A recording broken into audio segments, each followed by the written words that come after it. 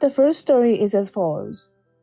In spite of being full grown and having a family of my own, the scars of growing up with an entitled father still rear their ugly head every once in a while.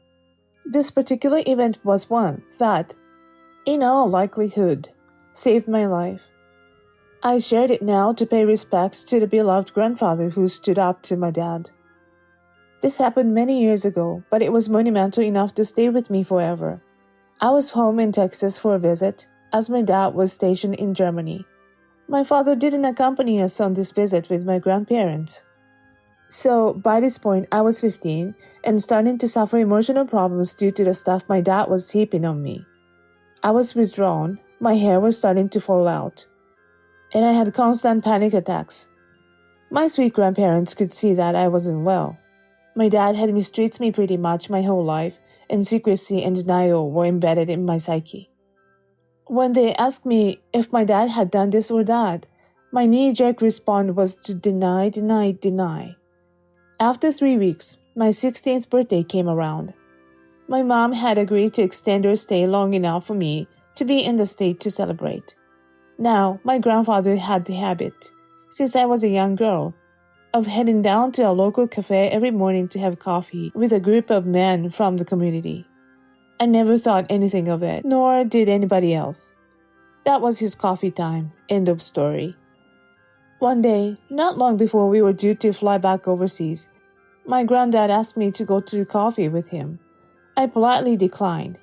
Who wants to go to watch a bunch of old men drinking coffee at 7 a.m.? He gave me a strange look and told me I was going with him the next day. He'd make sure I got up in time. Okay, sure, Granddad. I got to the cafe, and it was exactly what I pictured. About 7 old men, some in suits and some in coveralls. Granddad grabbed my elbow and guided me to a table with a well-dressed, imposing-looking man. As soon as we sat down, he looked at me with the kindest eyes I'd ever seen from a stranger. We spent about 20 minutes talking, mostly about my life in Germany. I went home and thought nothing more about it. My birthday was 4 days later. Then it was time to start getting ready to go back. My grandfather took me out the next day to get a new pair of shoes, but I was shocked when he pulled up to the courthouse. He turned to me and asked, point blank, if I really wanted to go back. I said I didn't, but really had no choice. He replied, what if it was your choice? I said again that I didn't have a choice. I was terribly frightened of my father's wrath. With that, he opened my car door and guided me into the courthouse. We ended up in the office, and a judge walked in, the same man I spoke to at the cafe. I was stunned, but he and my granddad had been friends for years. He said, so I understand from your grandfather that you wish to be emancipated. Now, I didn't have the first clue what that word meant, but I knew that if my granddad said I did, I should agree. I nodded. And the two of them started talking a mile a minute. They'll look at me now and then, and all I did was nod. I knew something big was happening, though I didn't understand what. When we left, Granddad told me not to say a word to anyone, especially not my mom nor brother. That night, he asked my mom what she thought of me staying in Texas and starting school there. She, of course, hated at the idea. That night, she called my dad, and he got on the phone with me and told me I better not try anything cute I'll be on that plane, or he'd have me put in a mental hospital. I went in and told my granddad what he'd said, but Granddad just smiled and told me not to worry and told me to get some sleep. Next morning, I was up at the crack of dawn, and the Granddad told me to go get in the car. I remember being so excited and frightened because I knew something was up. In 20 minutes, I was in front of the judge, nodding and saying, yes, sir, to everything he said. We walked out, and Granddad told me I was going to be very brave and trust him to tell me what to do. He took me to a little furnished apartment and told me to stay there. Granddad went home and told my mom that I wasn't going anywhere near her or Dad again, and handed her paperwork. She freaked out and called Dad, who called, and his most entitled manner told the old man that he didn't know what he was messing with, and that if I thought he was just going to let me walk away from him, he'd make sure I was locked away until she's 30 and she can make it happen. Granddad told him if he ever came back to this town, there would be a group of men with shotguns waiting for him. My mom and brother left the next week. I never said goodbye because my granddad said there was no need to let them back in your head. I was an emancipated minor at the age of 16. At 17, I joined the Air Force. I don't think I would have lived through 2 more years with that man. I miss my granddad so much. But I hope he died proud of what he had done for me and who I became. The next story is as follows. So this happened almost 8 years ago, but it's something I routinely bring up to new hires when training because it is highly effective. Our company had an issue with a product. We were aware of it, but still had to do damage control. I was on the phones at the supervisor level and had been handling upset customers who didn't think our appeasement was sufficient, and I thought I had heard everything. Cue Queen Karen. When a customer wants an escalation, someone in my role has to take it after the customer-facing advisor briefs us on the case. This advisor warned me that I had quite the handful here, and I said, "No worries, I got this." When the customer was taken off of hold, and we were immediately welcomed with, "Effing took you so long enough. You idiots love to waste people's goddamn time, don't you?" Due to the issue overwhelming us that day, we had a 45-minute escalation queue, and our 5-minute briefing time had been reduced to 3 minutes. So this customer had been waiting about 48 minutes to speak with me. I was introduced and the advisor left the call. This is where the fun begins. "Hello, I know the CEO, and I'm a shareholder. I know my rights, and if you don't give me what I want right now, I hang up this phone and you'll be fired. I can guarantee you that." "Okay, I apologize if you feel our appeasement offer is insufficient. I can escalate your case to see if we can grant an additional appeasement, but I would need at least 48 hours to see what can be done." "I know the damn CEO. Are you hearing me? I can call him right now and have you fired. So if you enjoy your job and want to keep your lights on, do it now." In this moment, all my frustration and rage boiled over, and instead of screaming her stupid, I decided to call her bluff. "Ma'am, I can clearly see you are very important, and since you have clearly stated twice, not once, but twice that you have a far more effective path of escalation than I can provide, I feel it is best that you follow your escalation path." Silence for a good 30 seconds followed by, "What? You said twice during your conversation you can directly speak with our CEO since you know him. My escalation path ends far before the CEO or any other senior in the company, so I think it's best you follow your escalation path." Queen Karen, realizing she screwed up, she tries to walk it back. "No, you see, you don't understand. No, ma'am, I simply cannot allow you to continue down this path when you have a far more effective way to resolve this issue. Like you said, you don't want us wasting any more of your time, and I'm afraid since I can only do so much, that I will only be wasting more of your time since you will not be happy with what I can offer. I will make sure to note this in your case on your account, so you don't have to bother with our less effective escalation path in the future. I hope you have a wonderful day." In case you're wondering what happened, she filed a formal complaint when she called another advisor who saw my notes and complied with her request. My manager thought it was hilarious and took the extraordinary step to call her and ask why the customer was bothering her staff when she could have dealt with the CEO directly and gotten her preferred resolution.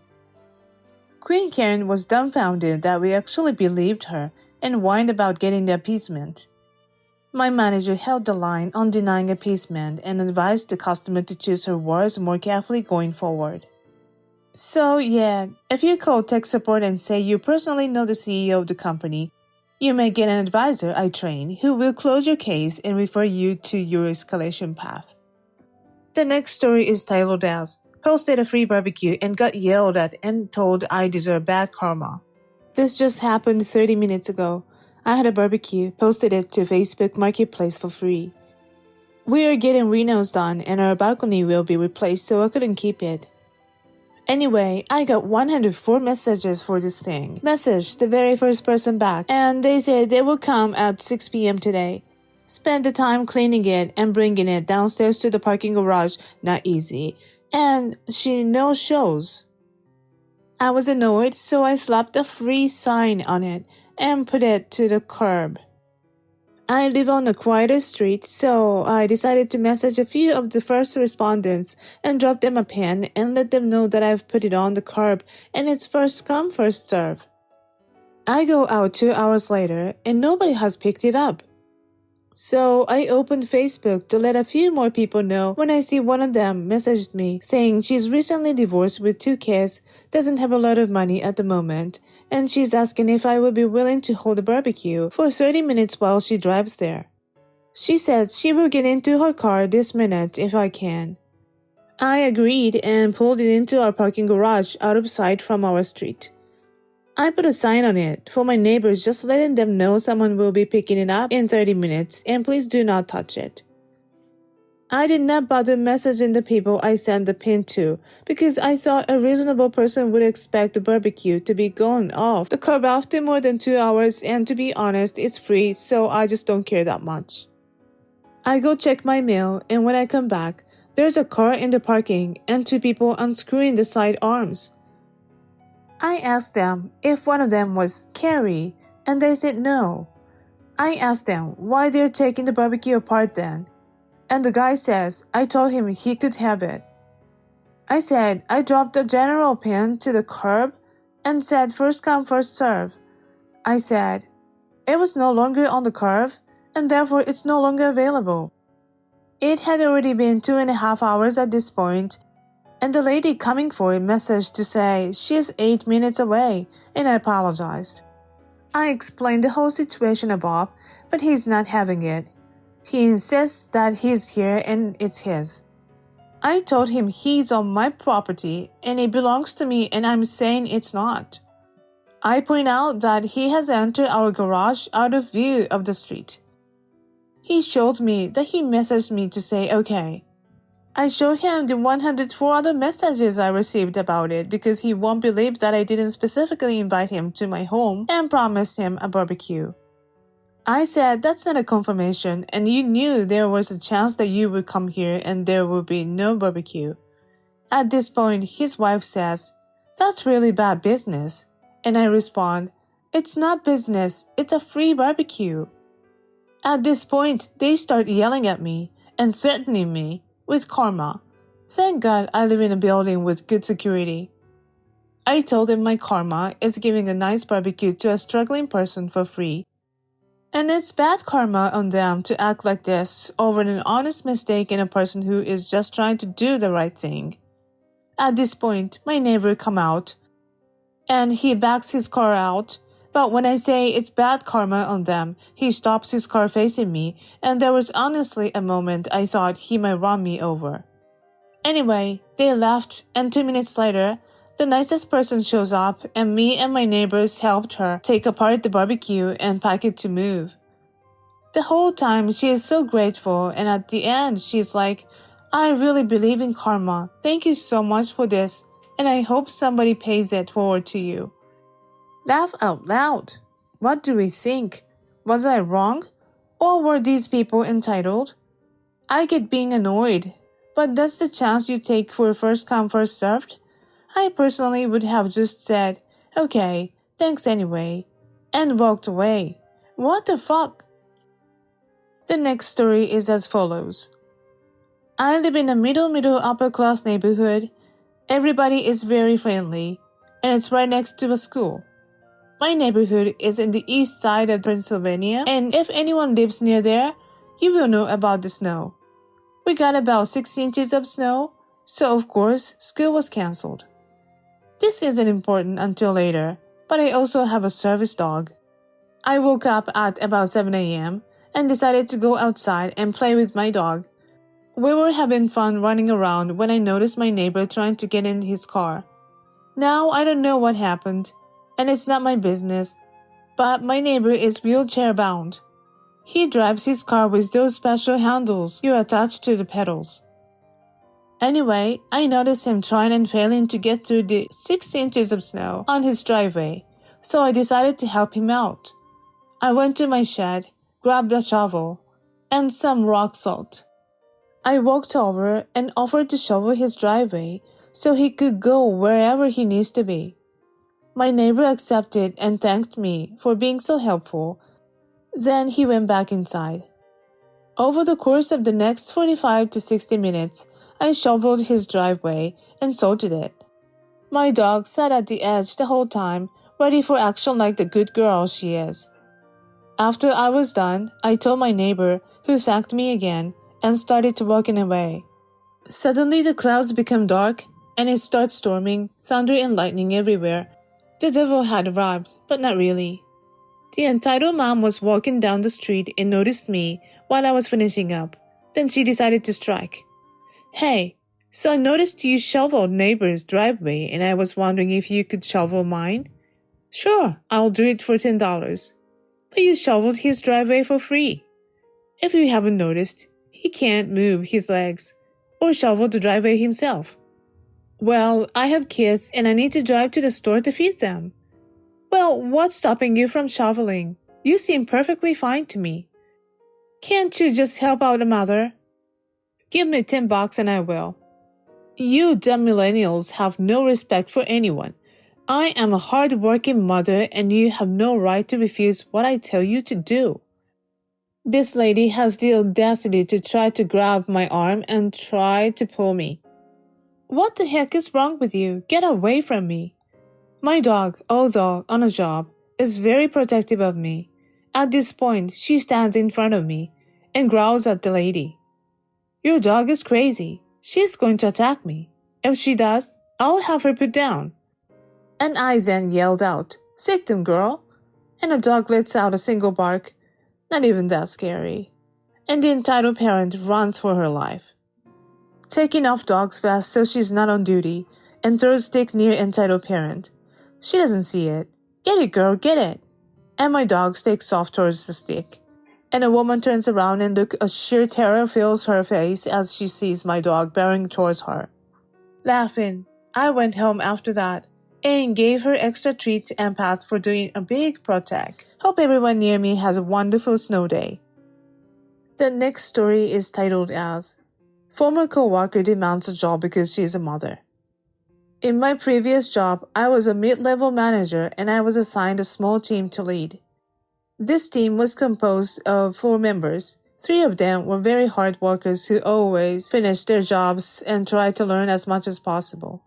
The 4th one, well, she had to be asked continuously to finish her job, often tried to make others do her job, was late more often than not, would spend hours talking to others, not doing her job and disrupting others.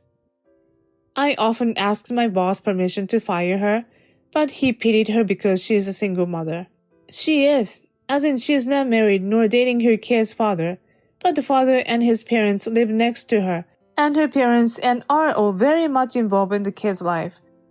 He also forbade me from ever reprimanding her. Eventually, I was offered a better paying job and left the company. After a few months, I was offered a promotion that required me to assemble a team to lead. I could either choose from the company or bring new people. I decided to contact the hard-working members of my old team and offer them the new job. It was no-brainer for them, much better pay, much more benefits, better working condition, and the possibility of working from home most days. They were happy of landing a better job together, and I was happy to have my old team back. A couple of days later, the 4th member of my old team called me. She was very angry that I didn't offer her the job.